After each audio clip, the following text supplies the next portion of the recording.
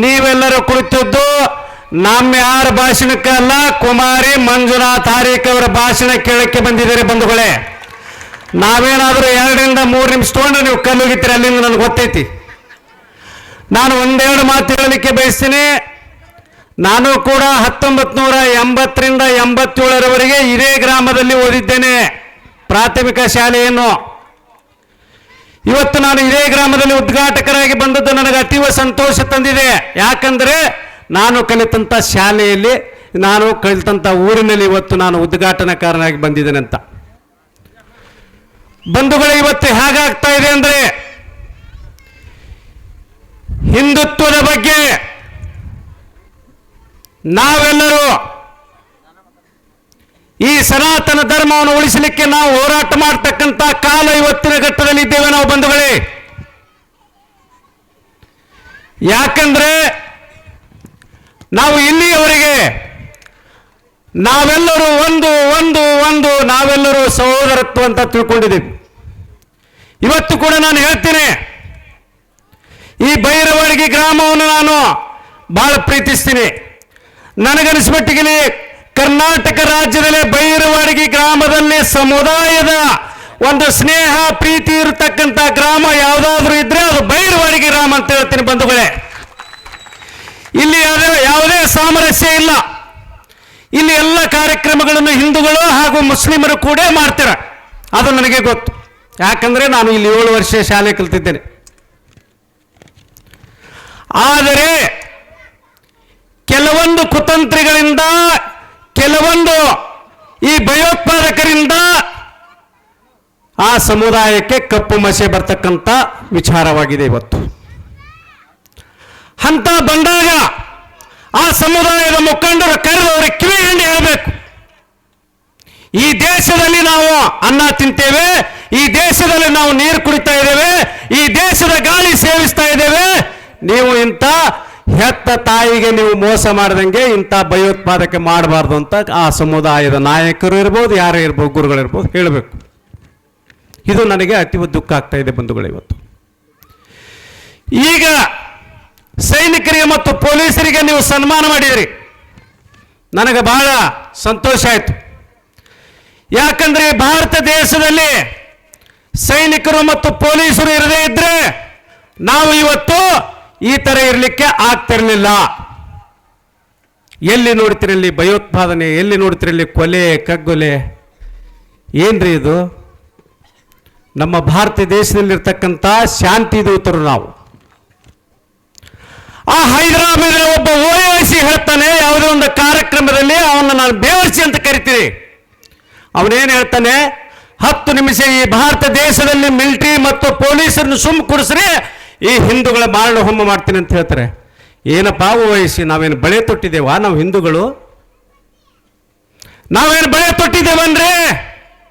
ನಾವು ಇಲ್ಲಿಯವರೆಗೆ ಯಾಕೆ ಸುಮ್ಮನೆ ಕೂತಿದ್ದೇವಂದ್ರೆ ನಮ್ಮ ಊರಲ್ಲಿ ನಮ್ಮದು ಯಾವುದೇ ಸಾಮರಸ್ಯ ಇಲ್ಲ, ನಮ್ಮ ಸುತ್ತಮುತ್ತಲಲ್ಲಿ ಯಾವುದೇ ಸಾಮರಸ್ಯ ಇಲ್ಲ.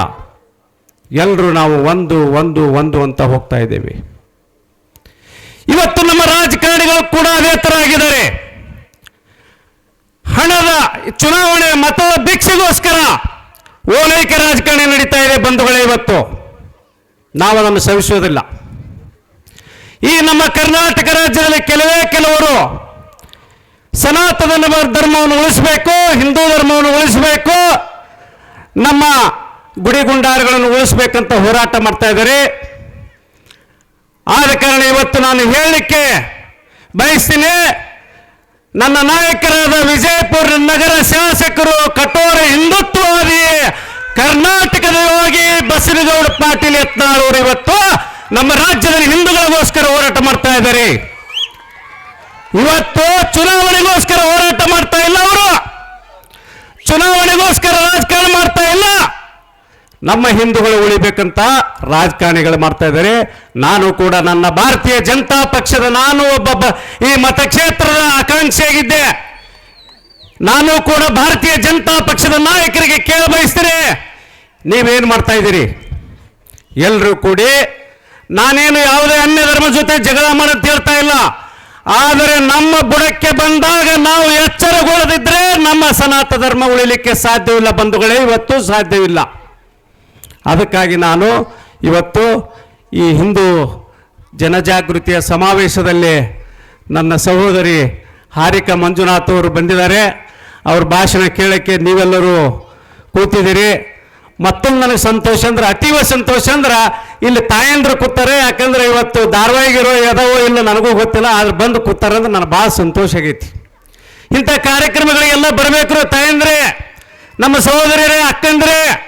ಇವತ್ತು ಬಂದು ಕೇಳಿದಾಗ ಮಾತ್ರ ನಮ್ಮ ಮಕ್ಕಳಿಗೆ ಸಂಸ್ಕೃತಿಯನ್ನು ನಾವು ಕಲಿಸಲಿಕ್ಕೆ ಸಾಧ್ಯ.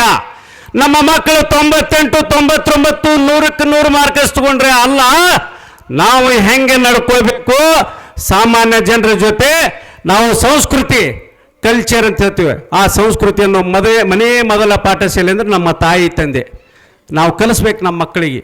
ಹಿಂಗೆ ಹಿರಿಯವರಿಗೆ ಹಿಂದೆ ಕೈ ಮುಗಿಬೇಕು, ಹಿರಿಯವರಿಗೆ ಮಾತು ಕೇಳಬೇಕು, ಹಿರಿಯವರಿಗೆ ಇದೇ ಥರ ಹೇಳಬೇಕು, ಗೌರವ ಕೊಡಬೇಕಂತ ಹೇಳಬೇಕು. ಇವತ್ತಿನ ಮಕ್ಕಳು ಎಲ್ಲ ಹೆಂಗಾಗಿದ್ದಾರೆ ಅಂದರೆ, ನಾವು ಮನೆಯಲ್ಲಿ 4 ಮಂದಿ ಇರ್ತೇವೆ, 4 ಮಂದಿ ಒಂದೊಂದು ಮೊಬೈಲ್ ಕೊಂಡು ಒಂದು ಮೂಲೆ ಕೂತ್ಬಿಡ್ತೀವಿ. ಅವ್ರು ನಾವು ಕೇಳೋದಿಲ್ಲ, ನಾವು ಅವ್ರಿಗೆ ಕೇಳೋದಿಲ್ಲ. ಯಾಕಂದ್ರೆ ಏನಾಯ್ತಂತೂ ಗೊತ್ತಿರೋದಿಲ್ಲ, ಬರೀ ಮಾರ್ಕಸ. ಅದಕ್ಕೆ ದಯವಿಟ್ಟು ನಿಮ್ಮ ಮಕ್ಕಳನ್ನು ತಿದ್ದತಕ್ಕಂಥ ಕೆಲಸ ನಿಮ್ಮಲ್ಲಿ ಇದೆ ಅಂತ ನಾನು ತಾಯಂದ್ರಿಗೆ ನಾನು ಕಳಕಳಿಯಾಗಿ ಬೇಡಿಕೊಂಡು, ನಿಮ್ಮ ಮಕ್ಕಳಿಗೆ 98, 100 ಮಾರ್ಕ್ಸ್ ತಗೊಳ್ಳೋಕ್ಕಿಂತ ಮುಖ್ಯವಾಗಿ ನಿಮ್ಮ ಮಕ್ಕಳಿಗೆ ಸಂಸ್ಕೃತಿಯನ್ನು ಕಲಿಸ್ರಿ ಅಂತ ಹೇಳಿ ನನಗೆ ಮಾತನಾಡಲು ಅವಕಾಶ ಮಾಡಿಕೊಟ್ಟಂತ ಈ ಗೆಳೆಯರ ಬಳಗಕ್ಕೆ ಹಾಗೂ ಬೈರವಾಡಿಗೆಯ ಗ್ರಾಮದ ಎಲ್ಲ ಸಮಸ್ತನ ಮತ್ತು ಸುತ್ತಮುತ್ತಲಿನ